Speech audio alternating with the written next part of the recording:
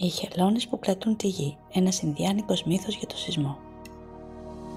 Καιρό πριν, όταν το μεγαλύτερο μέρος του κόσμου ήταν νερό, το Μεγάλο Πνεύμα αποφάσισε να κάνει μια όμορφη χώρα με λίμνες και ποτάμια, την οποία οι θαλάσσιες χελώνες θα μετέφεραν στην πλάτη τους. Ρώτησε λοιπόν τις χελώνες αν συμφωνούν και αυτές δέχτηκαν με χαρά. Μια μέρα οι χελώνες διαφώνησαν μεταξύ τους και άρχισαν να απομακρύνονται η μία από την άλλη.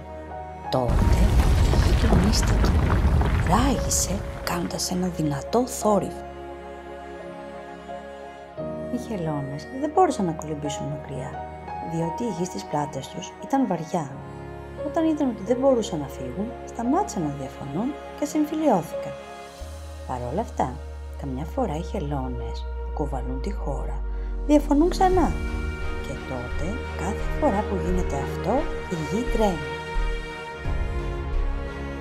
Και έτσι μέσα από αυτό το μύθο οι Ινδιάνοι προσπάθησαν να εξηγήσουν το φαινόμενο του σεισμού.